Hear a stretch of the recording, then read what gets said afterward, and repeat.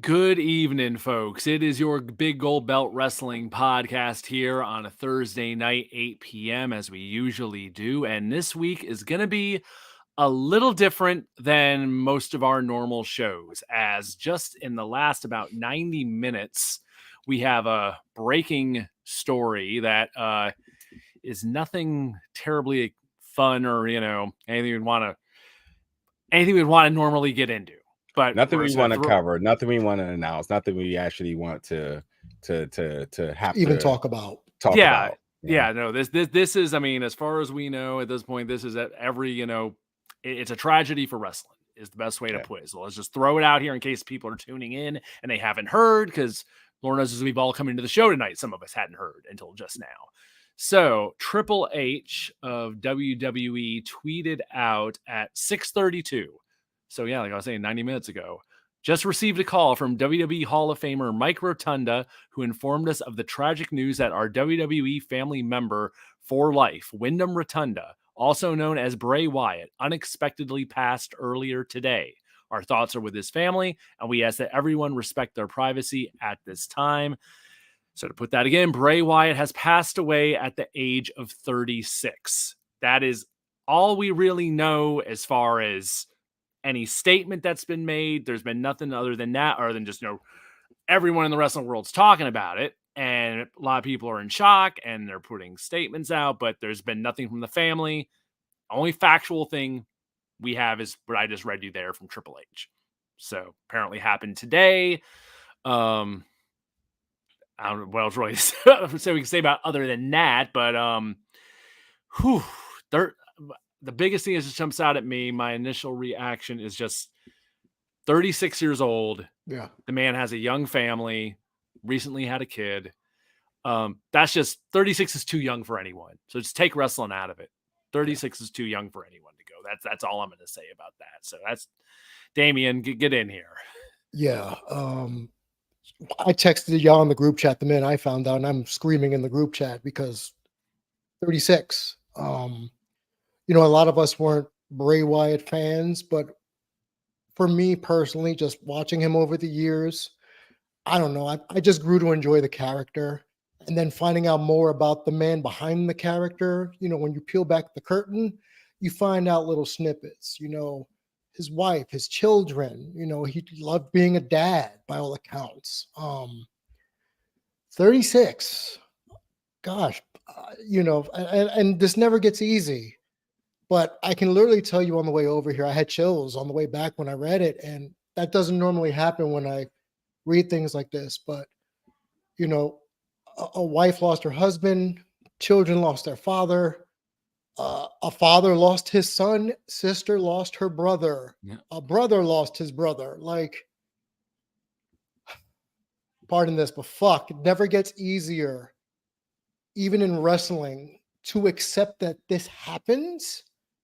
Because we're so used to, in our age bracket, of wrestlers dying at some point due to some sort of health issue. But there's sometimes when it really does come out of left field and punch you in the face. And this, for me, was one of those moments where I would never have thought today, coming into this show, that I would hear that Wyndham Rotunda passed at the age he passed. Like, I'm still flabbergasted. Yeah, I mean, the only thing we remotely know kind of that's been going on since he's been gone since January after the Royal Rumble was that the talk was he'd been out for medical reasons. Yes. And that he was close to returning, but he had been out for some sort of medical reasons. But other than that, I mean, there's nothing as far as there hasn't really been any talk about anything other than that he was hopefully close to returning. But I don't want to get in any speculation about what happened because we have nothing to go on that, and that's not our place to do that. I think the main thing he says, like, wrestling aside, the guy had a family, a very young daughter. JoJo had just recently had that kid, and I want to say the last couple years. Yeah, so that's a young child that's lost their father. So yeah, I don't know what else to say really. There's no easy way for us to segue into any other topic, but just to say that, to quote what Two James said earlier the show before we came on, just it sounds redundant to say this all the time, but please just check in on your loved ones, check in on your friends. Just make sure they're okay, because tomorrow really isn't guaranteed. No matter if you're a celebrity, a regular Joe, an old person, a younger person, just make sure your friends are okay and check in on your loved ones and tell them you love them no matter what. Yeah, I doubt we're going to hear anything in the next hour while we're on the air, but I think we'll all be kind of keeping an eye on the timeline in case anything happens to pop up in the Yeah. next 60 minutes that we can jump in with. But yeah, that's the extent of what we know at this point is Triple H's statement. That's the only official thing we've seen other than that, and WWE has put out a statement. I would imagine SmackDown is going to be a very different show tomorrow night. So Agreed. And we will. just letting everyone in the chat chime in here. Adrian, just R.I.P. Wyndham Rotunda, just like we feel the same way. Myron Kidd, 36 years old, stunned and heartbroken, and that pretty much sums up exactly how I felt and feel right now. To put into some perspective, Adrian's a high school buddy of mine. We're the same age. We're both 36. So, and we just recently lost a high school friend. It's just to think the same thing is that like 36 is incredibly young. Most of us are still trying to figure out life, no matter what your finances are, no matter what your family structure are, no matter whatever's going on, you're still a lot more life to explore and to discover. So, somebody such as Bray Wyatt, a character that really I don't know, should we say elevated professional wrestling with his character work. Folks always throw out the word creative genius, because I think what he did, I think generations from now, we're going to see people try to also duplicate the exact same things he's done.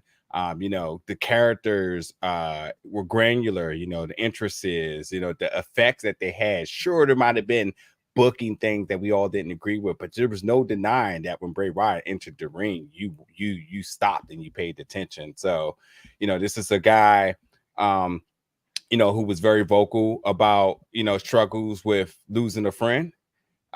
He worked through it. He did the work. He took some time off, which we talked about in previous episodes, commending somebody to like prioritizing themselves.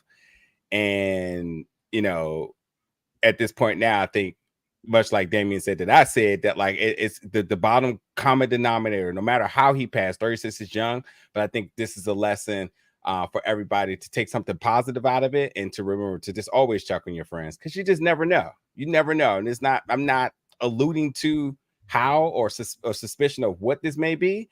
It's just the simple fact that like it never hurts to send a simple text to a simple tweet or a call or anything, just a status, because you just never know. You never know. It could be somebody's last moments. It could be a life-changing moment for somebody just making that contact. And Damien knows best, because outside of the podcasting and personality on air, he deals with these type of things on a regular, and you just know how simple conversations could be game changers for folks. And I think whether it's a game changer for the person who initiated contact or the person you're contacting, either way, positive human interaction is a good thing. And I think this is just another example of how somebody, and I saw somebody tweet this, like, you never know how much you love somebody till they're gone. And that's such a critical it's unfortunate. Yeah. And I think, as we were going to open up the show talking about Terry Funk, this very unexpected news, shocking to even still be talking about this, is that Bray Wyatt passed at 36 and he will be missed. Yeah, I think that sums it up. That's all we know at this point. So yeah, I guess stay tuned, and I'm sure there'll be more information forthcoming, and there's gonna be a lot of tributes tonight, I'm sure, going on in the wrestling world for sure. Yeah. So as you mentioned, yesterday we had planned to open the show with the legacy of Terry Funk, since yesterday we had the passing of Terry Funk at age 79. So different situation, but yeah, I mean, Terry Funk, when I was thinking about this all day, like, you know, how we're going to talk about this tonight and Terry Funk's passing, I mean, the thing that hit me is just there's a lot of people I know who would say Terry Funk is the greatest professional wrestler of all time. They would say that without question, without hesitation.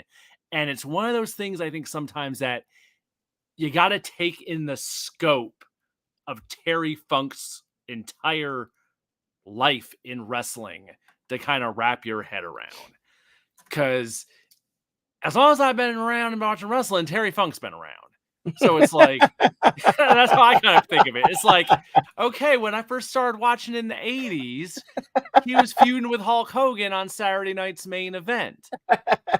A decade prior to that, he's the NWA champion. Mm-hmm. You know, going around in the 70s in the NWA with his brother as the NWA world champion. Hold on, let me just brighten up the mood just a little bit here. We talked about Brighten it up. Being 36 years old and being too young. Terry Funk lived 2 of those. Yeah. and wrestled that as well. That's a lot of wrestling from Terry Funk. You're entirely right. That name has been around for years. It's sketched in stone years ago. I'm sure Terry was wrestling Jesus back in the AD, but you know, we have to find that in the Bible somewhere. Well, yeah, and the thing was, I was trying to get is like in the 70s, he's NWA champion. In the 80s, he goes and he feuds with Hulk Hogan on Saturday night's main event. He goes to WCW and works with Ric Flair. He goes to the whole. Meanwhile, he's over in Japan the whole time, raising hell as like doing the top bomb matches. Yeah, in the 90s, and then in the 90s he transitions, becomes a deathmatch wrestler. Yep. He changes with the times. He goes to ECW. You know, it's like he was the king of reinvention. Like he always was relevant one way or another. Was Adrian Argosian. Funk got to retire like 55 times. So pretty much. As he said when he retired in Japan, Terry Funk forever, because that way I'm going to forever retire and find a way back. Let's also not forget Roadhouse, because Lord knows the man went to Hollywood between Roadhouse, Paradise Alley, lots of darn different movie roles. Paradise Alley. I didn't remember that one. Oh. Yeah, going back with Stallone. And speaking of Stallone, the fights in Rocky V were choreographed by Terry Funk. He was the fight choreographer for Rocky V. I don't know who tweeted that, but I had to go fact check that. I was surprised. I had no clue. That's a gem right there. That is a gem. That man led a life. He led a life, and the way I put it yesterday, it was like he wrote the book on wrestling and then he rewrote it himself because his career defies everything. Logic. Yeah. Just logic. That he could always stayed relevant one way or another. That's what I'm going to say about Damien. Someone else get in here with some I'll go thoughts on Terry Funk. I found Terry Funk later than probably a lot of people. Remember that little instance where he was Chainsaw Charlie? Right. In the Attitude Era, he was Chainsaw Charlie. There you go. And I didn't know that was Terry Funk until the pantyhose got brighter and you could actually see the face, over his head. But then when I started watching ECW and he won the title at the first pay-per-view, and this man was doing moonsaults in his 60s onto chairs. We talk about John Moxley paying homage to Terry Funk or Mick Foley saying, look, without him, I'm nothing. No, that's not hyperbole. Terry Funk, how do I even say this? He even had a 5-star classic with Bret Hart. Like, if you really go back and watch this stuff, he reinvented himself like 4 times throughout his entire career. And we talk about, Jericho's the king of reinvention. Nah, man. Terry Funk literally went through every single wrestling era we've been alive for. That is ridiculous. And if it wasn't for the fact that his health was deteriorating over the last couple of years, whatever he was going through mentally, physically, he probably still would have been wrestling right now. He was still wrestling 2010s on the indies. Exactly. Pretty much the final incarnation was the Hall of Famer who is still taking indie dates. Forever. Yeah. So that phrase is not lost on me. Terry Funk forever. Yeah. I just gotta say, as we tend to focus on physical health within any level of combat sports. Terry Funk is not a good example of this because the longevity of this guy for everything he's been doing defies everything that doctors would try to tell you otherwise. And thus, as y'all mentioned, and I really have nothing to add, he's literally been around and been relevant for so many years. And I think it's a true, even if you're not familiar with Terry at all, I think it's a true testament to understand his value to the business, that when you have somebody such as Mick Foley says he was his mentor, he's the one he inspired to be. And when you look at Mick Foley for everything you appreciate Mick Foley for, Terry was that guy. Terry was that bar that Mick was trying to reach. And one may even say have reached, but by all means, it came through the blessing of Terry, the tutelage of Terry. And there's a lot of similarities and dualities between the two of them. So, you know, if you came in the later generation and you were like, I'm a Mick Foley, a Mankind fan, well, Terry Funk was also right next to him, little if you knew it or not. In the dumpster. As Adrian Arcadero, the dumpster match at WrestleMania 14, he was feuding with the New Age Outlaws in his 50s. I mean, come on. And if Crab, you got anything to say? Crab, you got anything, any thoughts on Terry Funk? Before Crab jumps in really quick, if memory serves me correct, doesn't Tommy Dreamer hold him of a high regard as well? Because he was an ECW mentor. Because Tommy didn't want to win the title at Barely Legal. He wanted Terry Funk to win the title. Yeah, he told that story some recently on his radio show. And yes, you're entirely right there. So my big thing about Terry Funk was that a lot of your favorite wrestlers is Terry Funk. Yeah. And that's really, it really is what it comes down to. I think that he would say that he really didn't, innovate a lot of the things that we see today, because at the point, like, it's hard to know what the history is going to be if you're creating things that's never been done before. And I think a lot of the stuff, he's a pioneer for a lot of the styles of wrestling that we see today. And the fact that he was working up until when, 2 years ago? Very recent. Very recently. It's kind of like, damn. Now, obviously, him, pushing 80, it wasn't a matter of when he was going to retire. Like, this was how we knew he was going to retire. Yeah. It was going to have to be with the news that Terry Funk has passed away. Yeah. Because he was going to show up. He was going to come back. He was going to do a thing, not because he needed the money, not because because he actually loved the business, loved wrestling, loved, innovating and working with people, under him. So everybody that speaks of him, whether it's contemporaries or the people that came after, speak about how he's one of the veterans that's willing to help the next generation up. Yeah.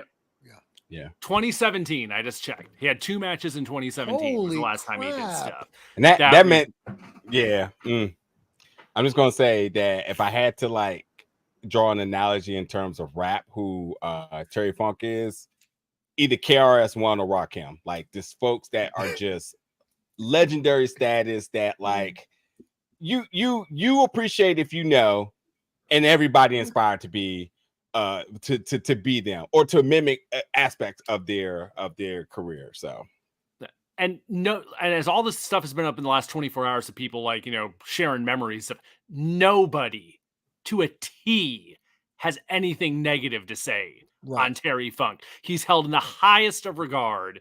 Dude is just beloved beyond beloved in a business where not too many people you can say that about. And I think a lot of that comes from, he's one of the few veterans who was in the business forever, who he has kept changing with the times. And he was never the guy to be like, oh, these kids don't know what they're doing. And, this doesn't work.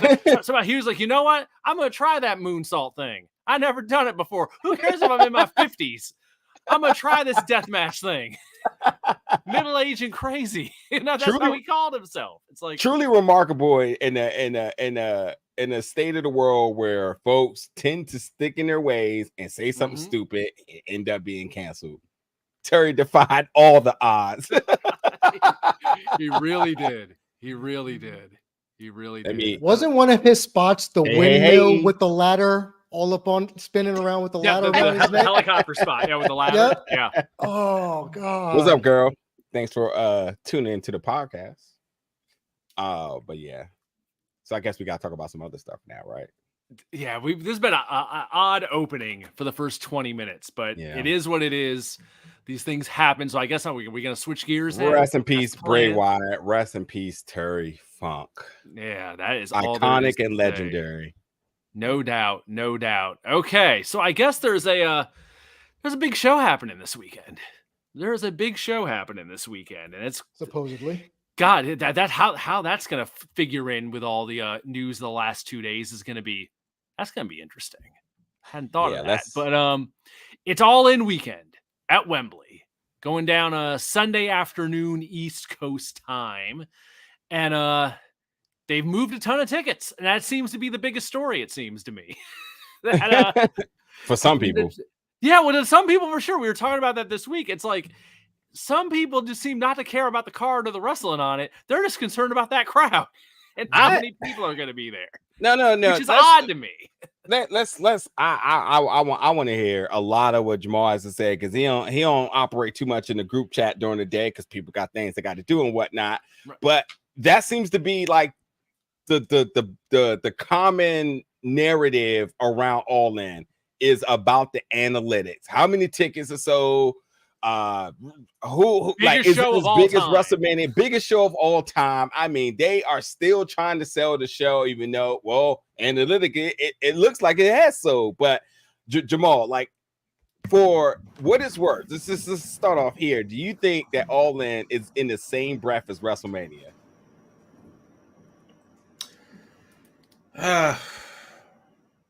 So the short answer is yes, with a but. And the reason why is that for spectacle, for scale, for pomp and circumstance, and all the frivolous bullshit that people like to latch on to, people are very excited about these superficial things like the crowd size and crowd interaction and what the stage is going to look like.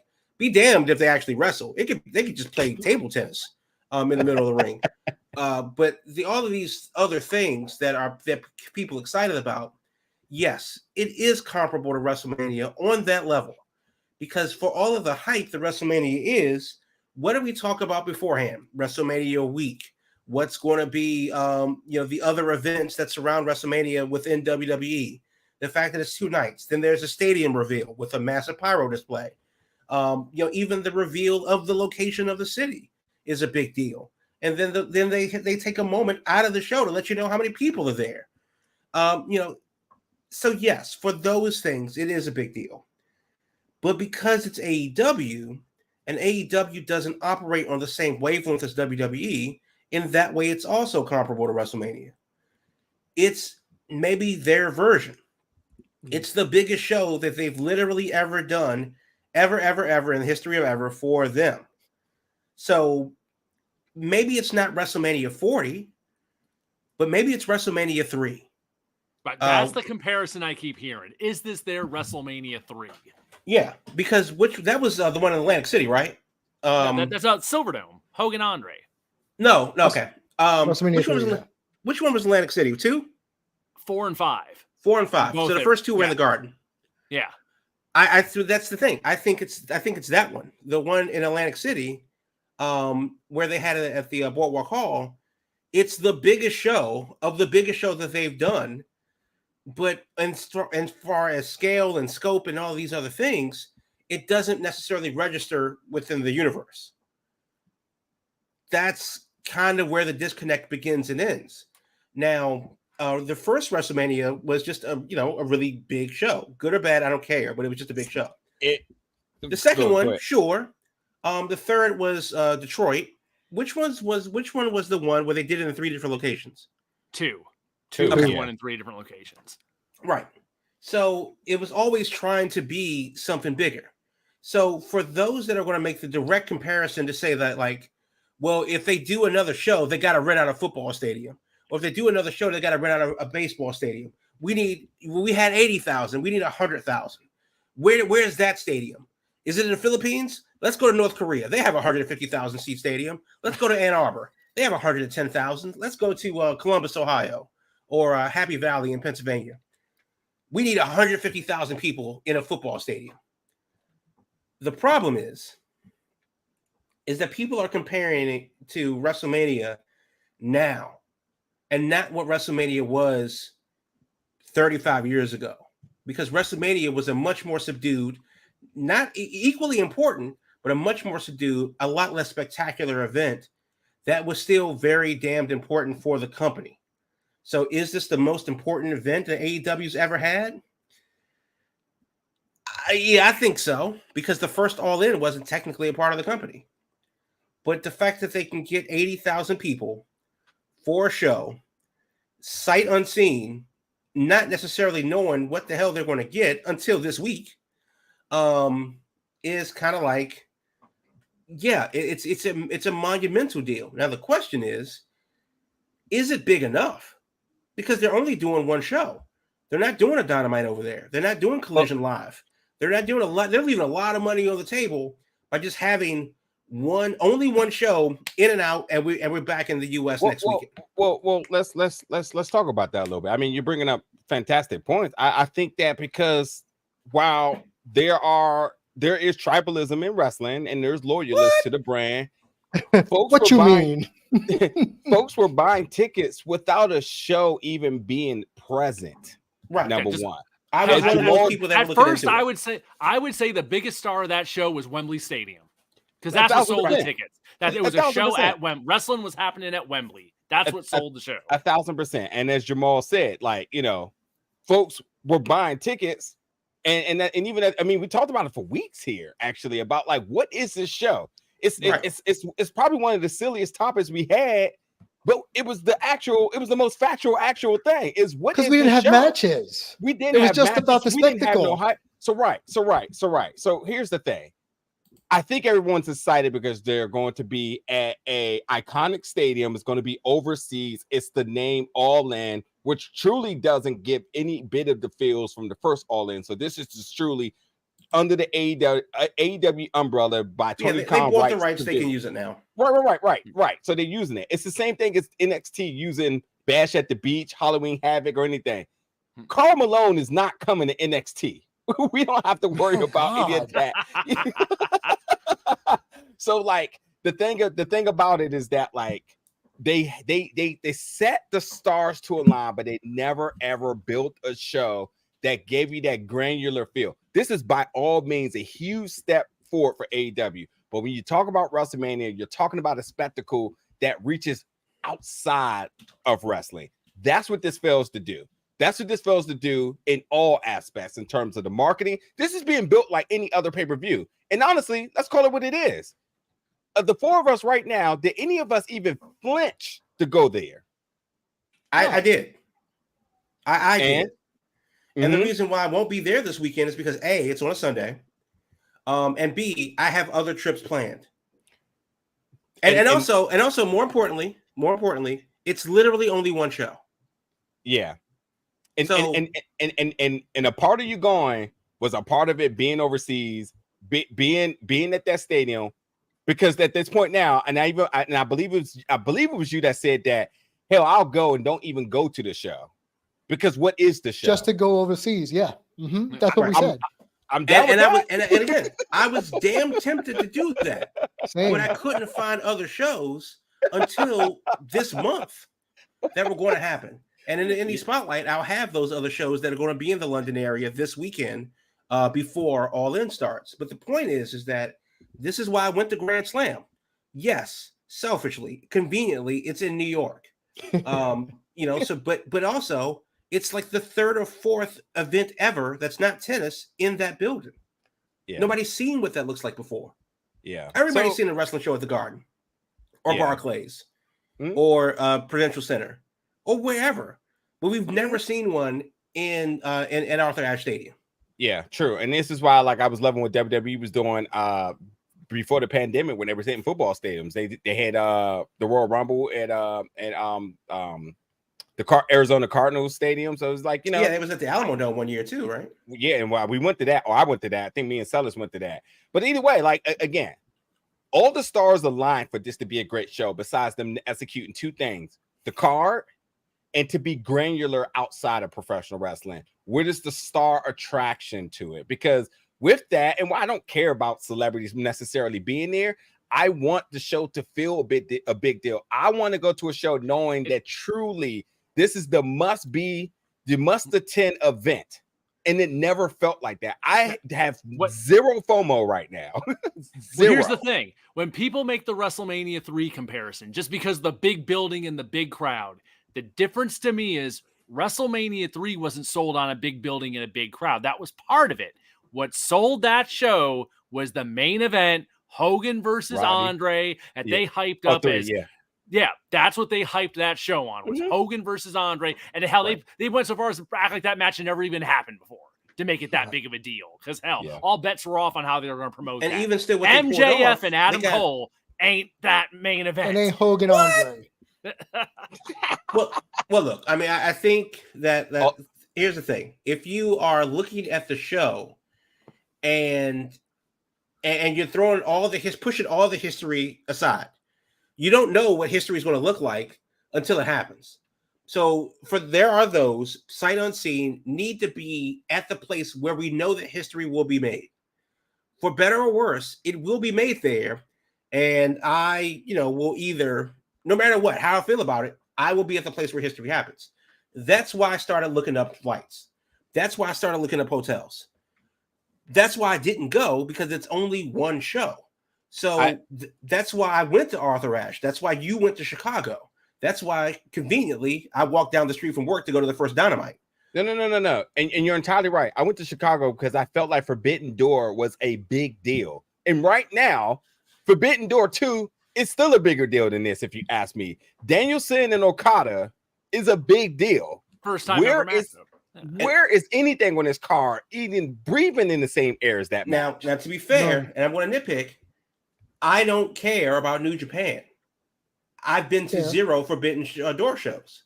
So I'm not going to say that just because I don't care about Danielson versus Okada, this is making a big deal. It doesn't. It's just me. But what I am saying is that for all of the things that are the show, there's a reason why people bought their tickets early. And I think it's because of the superficial things. And then they put the card together. Now, here's the question. And I think this is what we're all alluding to. Will the show live up to the hype? No. Let's put our bets in right now. Mine's is no. Mine's is no. All In, because All In One was something unique that could never be duplicated ever again. Yeah, for a long time, All In, for a long time, there's not going to be anything that can emulate what All In is. So All In 2 doesn't get to ride off that same nostalgia. I know. But All In is like the people saying this can't happen, and guys saying, well, let's give it a shot. Yeah, but see, this is All In One. Is there All In AEW? Yeah, now folks are trying to run the narrative of saying, well, All In for All In London means they can never sell out Wembley. Well, okay, folks, we do know that. That's what the new narrative is of what All In is. So it's just like, who was taking that bet though? I mean, that was the thing. The narrative it doesn't fit the narrative, but people are trying to swing that as the narrative to say that's why this is the continuation of what All In is. It's the All In idea of saying, who said that AEW can't run an overseas show and sell out an arena? Who said they can't sell out Wembley? By the way, the true villain in all of this is The Weeknd, because he sold the most tickets last week. I'm like, wait, what? So, yeah, you know that person that got his show canceled on HBO, also under Warner Bros. Discovery, with crazy ratings, but terrible ratings.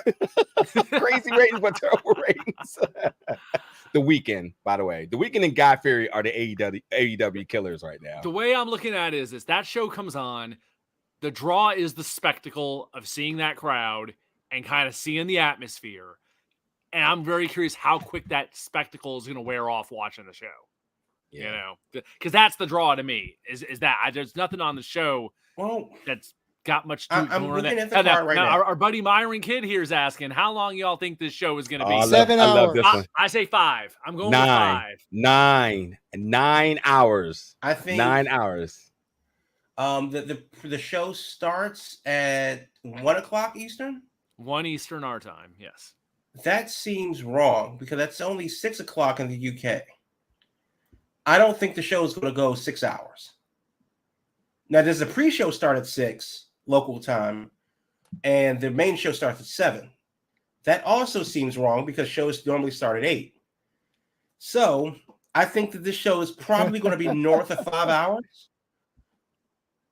I'm gonna go 5.5 hours. Yep, Adrian says about 5 hours long with at least 2 cameos to pop us. All right, it's one of those cameos. Edge. People have been talking all day. Is Edge showing up there? Is he on a plane over there right now? No. I just Please no. I just don't see. I hope not either. I can't see. I don't know. Yeah. I honestly though, I do think that Edge right now in his short temporary break has something to do with Disney.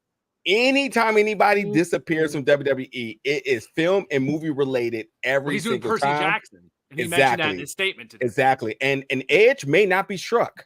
So Edge may be the biggest catalyst to their marketing right now. They're saying, like, we need somebody who is a struck to be part of the promotional team here. And Edge could possibly be it. So I think every single time when we talk about where's this wrestler? Are they done? It's always something media related. Like Ronda Rousey right now. I guarantee she pops up in something. We're gonna be like, that's where she been. Alexa Bliss was the same thing. What's her name? Music show or whatever. Yeah. Yep. So I got a feeling that Edge is just getting ready to do some Disney stuff for a while. But if he goes to AEW, zero value for everybody. Well, does nothing. Imagine this: one. He shows up there. He's got to be Adam Copeland. That's gonna be kind of confusing with Adam Cole in the main event. Yeah. What's he gonna be? Adam Cole. Yeah. That's what jumped out at me immediately. I was like, wait a second, that name is really similar. Yeah, the only way he gets a pop out of that is if he shows up post main event to spear the winner of Cole and MJF. And he wouldn't just show up to see Christian, do a 5-second pose. Nah, Christian's too busy dissing people's fathers. That's not gonna happen. All right. How about we do our break since we're over time here, since we've had a very top-heavy show here with all the news going on. We'll do our break, and then we'll come back with the Indie Spotlight because Jamal wanted to talk about the other shows happening around All In, and then we got some time left, see what else we get into here on the Big Gold Belt Wrestling Podcast. Thanks for being with us here tonight, folks. Stay with us. We'll be back right after this. Are you a fan of all things media? Are you a fan of professional wrestling and sports? Then you need to check out Big Gold Belt Media. We're the ultimate destination for all things entertainment and media, with the latest news, interviews, and analysis from the world of the aforementioned entertainment realm. Our team of dedicated journalists and analysts will bring you exclusive content that you're not going to find anywhere else. And we're not just an online destination. We attend live events, conventions, bringing you behind-the-scenes access and exclusive content that you're not going to find anywhere else. Plus, you can show your support for our brand by subscribing to our Patreon, patreon.com/BigGoldBelt. Join the Big Gold Belt Media community today and stay ahead of the game. Follow all our social media platforms at Big Gold Belt for the latest updates and exclusive content. Whether you're a diehard wrestling, sports, nerd culture fan, or just a casual like some people, Big Gold Belt Media has everything you're going to need to stay informed and entertained. So what are you waiting for? Check us out today at biggoldbelt.com. That's biggoldbelt.com. All right, folks, welcome back to the second half of your Big Gold Belt Wrestling Podcast here on this Thursday night, 8 p.m., like we like to do it. We're talking All In weekend, and there are some events that seems to be happening around that. So, Jamal, get in here with the Indie Wrestling Spotlight as it pertains to All In London. On this coming Saturday, August 26th at noon, London time, there is a Progress Wrestling and Defy Wrestling. The Defy is based in the Pacific Northwest, the Seattle-ish area, and they're going all the way over to England, and they're having a show, the Splendid and the Vile, and then that's going to be followed by the Progress show. It's clobbering time at, I think around 4 o'clock. So the first show is at like noon, and the second show is at about 3 or 4. But the long and short of it is that tickets are actually may still be available. You can get tickets and other information at dice.fm/progress, or look at Progress's webpage, progresswrestling.com. Revolution Pro Wrestling, Rev Pro, as it's known. They're having their 11th anniversary. That is August 26th. That's still Saturday. 3:30 p.m. at the Copper Box. You can get tickets at revolutionprowrestling.com. And then, of course, my favorite promotion in the world, Gato Move, with another favorite promotion of mine, Pro Wrestling Eve. They're having a show. The show is sold out, but check their YouTube and check their, and check evewrestling.com for the show after the fact. But that's also happening on Saturday. That starts at 8 o'clock. Choco Pro is actually doing an earlier show at 2 o'clock. But everything's super sold out. So just watch their Twitter and at Gato Move, and of course Pro Wrestling Eve at Pro Wrestling Eve for more information on everything that's happening. Mostly on Saturday in the London town area, ahead of All In, which apparently starts at 6 o'clock local time. So that's either going to be a really early show or a really long show, and I'm not sure which one it's going to be. Either way, that's the indie spotlight for this week. There we go. So there are a few events surrounding All In going on in London. It's just a matter of if you can still find a way in to get into some of them. Do we got anything else that we're back in the second half that we want to talk about with this show? Since, come on, people are making this out to be the biggest show of all time. So at this point now, we got to touch on with it. They just going to have to do it. If they're going to play the underdog role here and shock the doubters, then they're just going to have to do it. But as I said in the beginning, the true villains of AEW is Guy Fieri and Now the Weekend. The rating stopper and the ticket seller, and honestly, I guarantee you, if they somehow beat 87,000, that's all we're going to hear about next week. All you're going to hear about, because they're like 81 right now, right? I know they're over 80. They're claiming over 80. The weird thing is, the thing that keeps getting me is they're making a very big point of all the reports are they've distributed over 80,000 tickets. Yeah. The wording is very specific of how they're talking about this. Yeah. And shout out to the folks on the media call, which we didn't take a part of because I don't know. I don't know why we didn't, but shout out to somebody on the media call. And I think it was Brandon? Brandon Thurston. Yeah, Brandon Thurston. That said, we're going to need to, in other words, I'm paraphrasing, we're going to need to audit those numbers to know the legitimacy of well, I'll give them credit. There is something to be said for if they've sold 70 something. And it was like, you know what? If we just pad the hell out of this thing and get a bunch more people in here, and we can say we got the most people in the building, I mean, hey, why not? Does the show matter at all anymore? Is it just about the attendance record? It's a house show. To some people, it's absolutely just about the attendance record. It's been very clear in the last week that because as far as I'm concerned, how I compared it before we got on air was this is AEW's version of SummerSlam when it was in the UK in '92. Okay, like just trying something different, getting a hometown crowd to just love everything we're going to throw out there. The only issue is that Jamie Hayter's injured, so you couldn't have her in the main event and get the local pop that way. And you're not using Saraya because it's Saraya. So what else were you going to do? So like make it about the actual wrestling. The will they, won't they breakup between MJF and Adam Cole? That doesn't have the same gravitas as Brett Bulldog. So if they end this show with reuniting the Kingdom. Oh God, no, Matt Taven. Here's the comparison. It's the ROH and New Japan show at MSG. Where it was all about Matt Taven winning the title. Yeah, that's 3 more tickets. So that's not a bad idea. And we know exactly who those tickets are going to. I'm gonna say last thing, then we'll move on. If AEW does somehow, some way break the 87,000 record that the Weekend has broken, every major outlet is going to try to fact check. Why is that the record? Because it is. He just broke it. The attendance record. Ticket sale, right? The ticket sale record. He was just there. Stadium. He just drew that crowd like in the last one day ago. Is that the record for Wembley? Yes. Yes, it is. I want to fact check this. 6'8" Jake says they're going to get that attendance over 80,000. one way or another. And listen, if they get over 87, they are absolutely going to, every major outlet is going to fact check it. So there will be no fabrication on this one, because I'm looking at an attendance from a 2015 rugby match for 89,000. Yeah, it says tickets sold. That's what if you type in, and I saw it yesterday. So if you type in a weekend Wembley, everything pops up and says the weekend breaks ticket record at Wembley Stadium with his concert of selling 87,000 tickets. Live Nation UK reported it. BBC has reported it. All the major hip hop outlets has reported it. Yahoo News reported it. So yeah, I don't know if there's.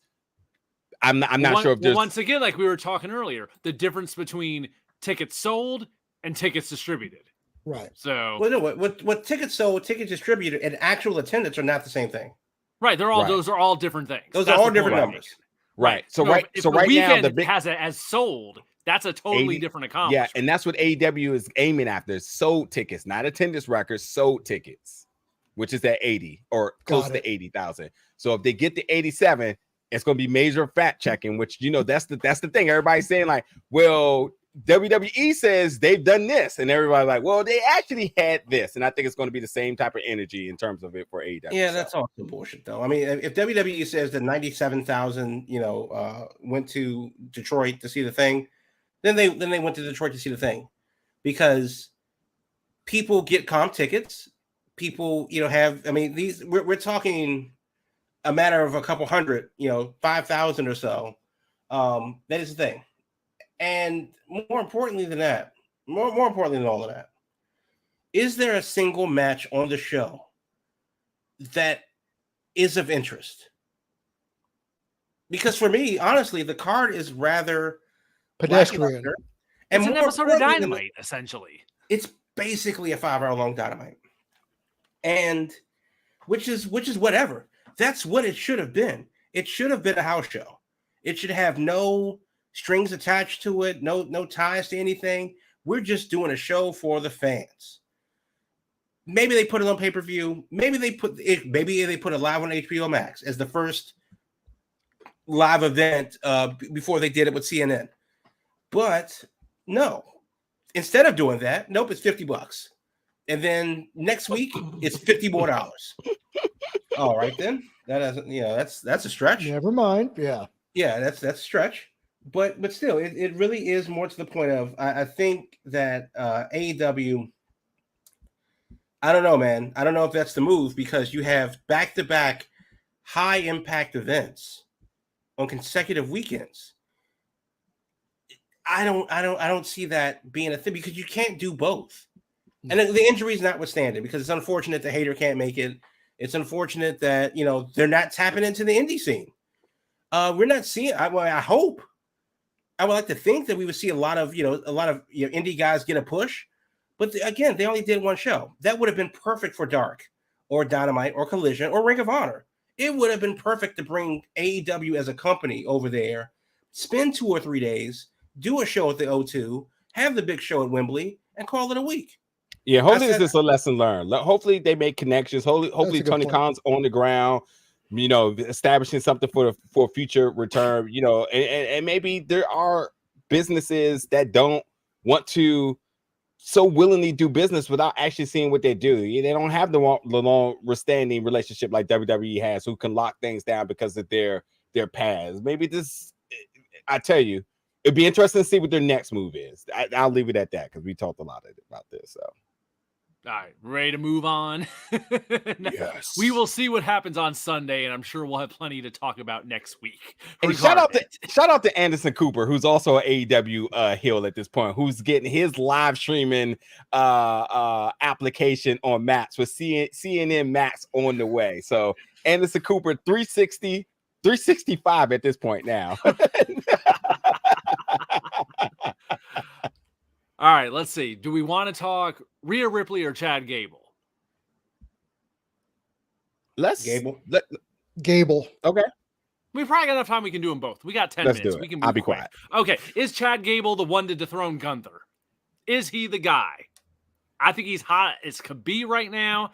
I think Gunther has to get the record first, which is only a couple weeks away to wipe out the Honky Tonk Man record. But I think once that happens, go with Gable. Gable is like, he's made a great transition. He's got himself over. The whole pairing with Otis and Maxine Dupree is killing it. So I want to see Gable take that next step. I say yes. This man has come so far from Shorty G to this right now. Shorty G. My man came out looking like Skilo circa 1996 for like a good 3 months and nobody even batting an eyelash. But for me to see Gable be actually booked how everybody on the IWC and probably people backstage thought he should have been booked from the first place, it's about damn time. Now, whether or not I think he should have dethroned Gunther, that doesn't really matter to me. What I want to see going forward is this push going to be sustained? Or are they going to get bored with him after, let's say, 2 to 3 weeks when it's just shoosh and thank you and still that's it? I will say that Maxine Dupree, if it wasn't for her bringing more eyes on Chad Gable, stop it. And Alpha Academy, we would not be here bringing right now. Your eyes to Alpha. No, I don't even watch Raw. You know that. I don't even watch Raw. I ain't got time for that. Who is Maxine Dupree in this conversation? Let's be real. Alpha Academy was going nowhere. My man Otis all of a sudden wanted to become a model, and then all of a sudden it became about Chad Gable after 75 matches against the what I was going to call the Viking Raiders.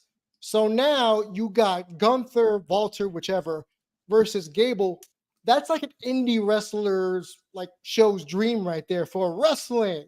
So I like the thought of them going 20, but do I want him to dethrone Gunther? I don't really care. I just want to see where it goes from here because I think he could be a mid-card championship. Shit, if it wasn't for the fact that Austin Theory lost the U.S. title, I would have said, oh, it's perfect. Let Gable beat him for the U.S. title and then just run with it from there. But it's going to be interesting to see where it goes the next couple of weeks. What does Myron Kidd says it should be Dragunov. Should be Igla Dragunov coming up to take the title from Gunther, taking it back with all their history between NXT UK and the older days. I said I was going to be quiet, but I'm going to make this quick. If you take the leash off of Gable, you got Chris Benoit. The dude wrestling speaks for itself. Period. Period. Just period. So that's why people are paying attention to him because the guy can wrestle. In the moment you let him wrestle, everybody's like, holy hell. What have they not been? Why haven't they been pulling the trick on him? The bad part about this is that for everything that I've just said was the same thing you could have said about Cesaro. And well, we know how that went. And while that was a different era, combination too.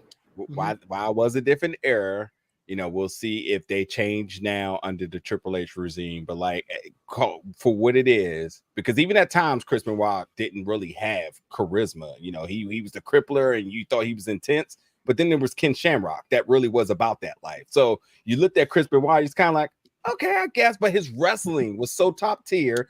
When you looked across these folks like Perry Saturn and Dean Malenko and himself, you're just like, I respect these guys because they can wrestle.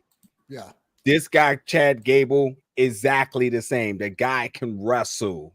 To your point about Gable, you got to remember, he's more charismatic than Cesaro could have ever been because he got Jason Jordan over in NXT with a towel. With a towel. Facts. With the towel. He got the word shoosh over just by shooshing the audience without him having to wrestle. The wrestling made that better. So I don't think the Benoit comparison is accurate. I don't know. I think that as much as I like Gable, as much as I would like to see him really, just express his wrestling acumen, he's not a WWE guy. He's not a guy that I think of when I think of champion in WWE. Walter is, Biggie is, Damian. I was going to say Punishment Martinez, but Damian Priest is, Balor is, AJ Styles is, Seth Rollins is.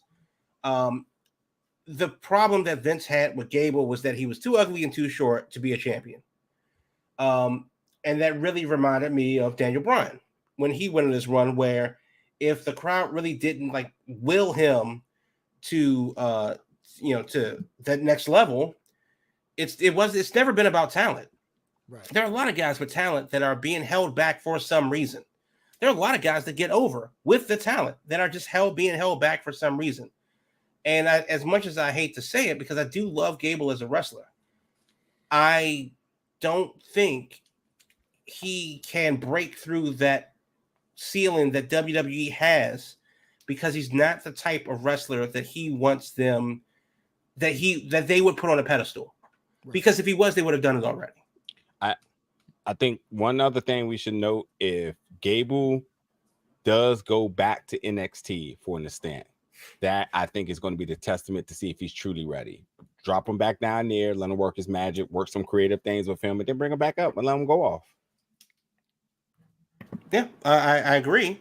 I'm not really sure, because I can't envision what a championship run for him looks like.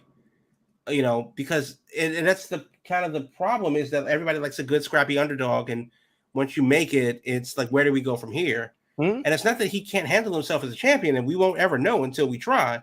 But it is really to the point of, like, he doesn't really. I don't think his character is big enough for it to be a WWE champion.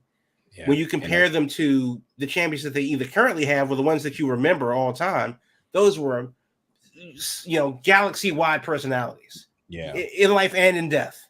Yeah, and as good as Gable is, he's my type of wrestler.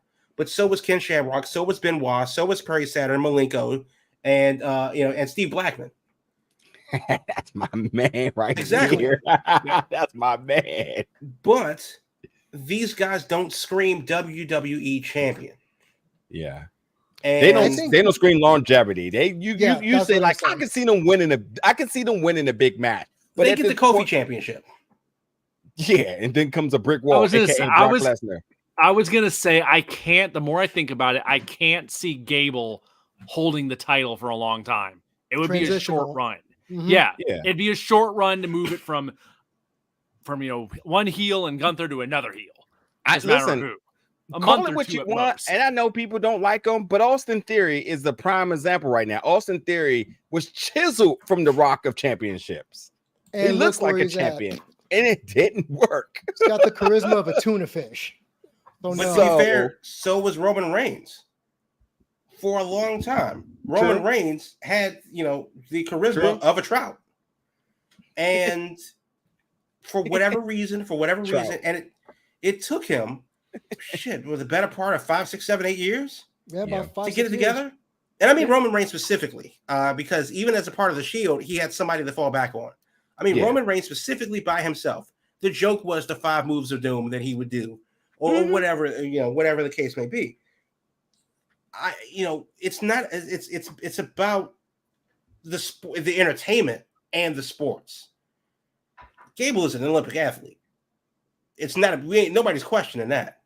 Yeah. But what did Roman Reigns do to get him over? They turned him heel. He got the thing that they wouldn't ask They flipped the script. They flipped the script on it. Yeah, people were asking for that for damn near a decade, and then finally it happened. And now they kind of run that train into the ground because of the fact that Roman still has no charisma. 6'8" okay, cool. Cool. No argument there. But yeah, I think Roman has the charisma of powdered milk. But because they turned him heel, we have a reason to boo him now. Yes. With Gable, I don't think his personality is big enough that makes me scream valid long-term championship run. And I would rather him not have the belt at all than have the Kofi championship. I think there's money to be made with him chasing the belt at the very least. You can, as the chaser, and maybe a fluke win as a transitional champion. But I don't want him to be another Sheamus. Okay. And again, Sheamus is a Hall of Famer, but he's not the Hall of Famer that he should be. He's a Hall of Famer because he's been there for 15 years. I think also Donald Trump mugshot just got released. This is not that podcast, sir.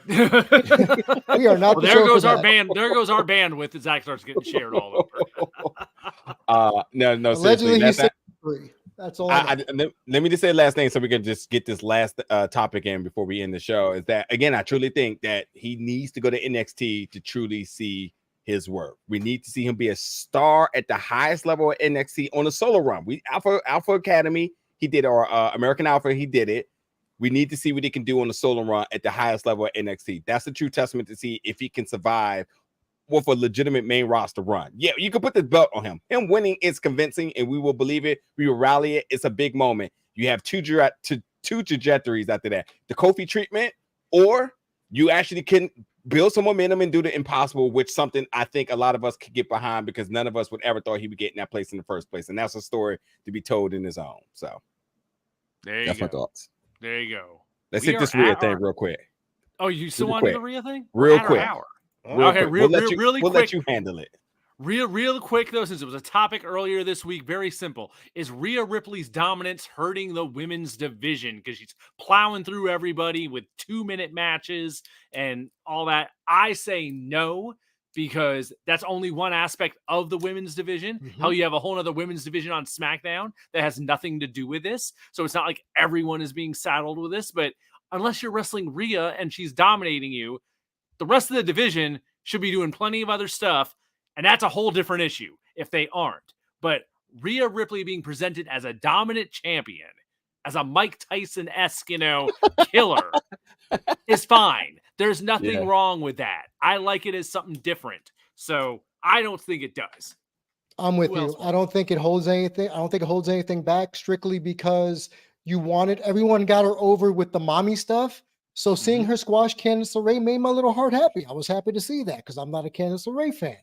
But you could tell that this was a holding pattern for Raquel to come back from whatever injury she was nursing, because that was always going to be the next up for Rhea and saving Bianca for a bigger stage. That's what this was. It's also a matter of who the hell else were you going to give her? Raw's women's roster is what now? Exactly. So I don't think it does anything wrong. If anything, she keeps the Judgment Day together with Dom. So yeah. Good ratings for her. Her and Dom are doing good ratings in NXT. So there's the business bonus there. I'm telling you right now why I like this idea. Go ahead, Will. Her dominance has pretty much made her the leader of the Judgment Day now. That's the story they did this week on Raw, that she was calling all the shots because she's like, you guys don't have your act together. You keep messing up with this damn briefcase and can't even pass it to the right person. I'm calling the shots on who the damn team is. So that's it. They're adding layers to this. Where she's even calling the shots with the guys now. She's the carpool mom at this point. She's like, don't make me turn this car around. Yeah, our social media manager Mark has tweeted this and said that it's Rhea Ripley versus the world, and I love that idea because one is just it rolls off your tongue just perfectly, and you like that. Here's what I'm thinking: let this motherfucker roll all the way to the Royal Rumble and have her defend her belt in the Royal Rumble against the entire world. Brock Lesnar mode. Let's go, because she's done the feud. She's done feud with everybody. So put everybody in it, every single person in it, and let's see her give it a good run. Something iconic, much like she did last year, not to to lose it in it, and then it just be fair game to see who's the next person to step up. Let her come out number one, go through about 20, and then at some point get tossed out. But then we'll truly see who the next person to win, and have her losing it at the Royal Rumble. I think is a good idea because you can reset her right then. It protects her right there too. She never took a pinfall. And then you put her on the road to WrestleMania in a new storyline that makes sense. All right. Any other thoughts on it? Are we good? We're good. All right. So that's that. We got Rhea Ripley in there before the end of the show. Folks, as we said when we opened tonight, Bray Wyatt has passed away at the age of 36. There's a little. Do we want to share any more info that we've heard in the last hour, or we want to kind of wait for that to it's being just reported by Sean that news has came out that it and you can read his tweet, Sean Ross Sapp, and it's just basically stating that this seems to be by way of COVID complications. So there's that. And honestly, thought aside, if you're not looking around the news, COVID is starting to make its return. So folks, be safe. Be safe. Well, yeah, and if the talk was that it was related to that was what he was out for, as we mentioned earlier, that he had been out for. I'll read his tweet verbatim, so we're not like embellishing anything or adding anything that isn't here. It says, "quote: I was given permission to reveal this earlier this year. Wyndham Rotunda, Bray Wyatt got COVID that exacerbated a heart issue. There was a lot of positive progress towards return and his recovery. Unfortunately, today he suffered a heart attack and passed away. So that's what we know." I'm sure if that's the case, that's the kind of thing I would think there'll probably be more confirmation of pretty quickly. So, and that does play into the idea we were hearing about medical issues. So it is what it is. Bray Wyatt passes away at 36. Terry Funk also going yesterday. A heck of a couple days here for wrestling. But folks, we are glad you hung out with us tonight. It's been a different show, that's for sure. But we're glad you were here. We're here each and every Thursday night. BigGoldBelt.com is the website for all your wrestling and entertainment, comic book needs, and all that stuff. Of course, on social media, it's Big Gold Belt, whether it's Twitter or X now, Instagram, all those different things. But Thursday nights, 8 p.m. is when we stream this live. Podcast form drops the next day. And I guess that's about it. Anyone got anything else we want to throw in? Are we out of here? I think that's it. So we'll be back next week after this big show in Wembley. We'll have lots to talk about, and we'll be on the road to All Out in Chicago, and who knows what else. So until then, folks, stay safe. Check in on your folks, as we talked about earlier tonight. Check in on your folks and just give them a what's up. We're all in this together. Talk to you next week. Thanks a lot for tuning in. Later.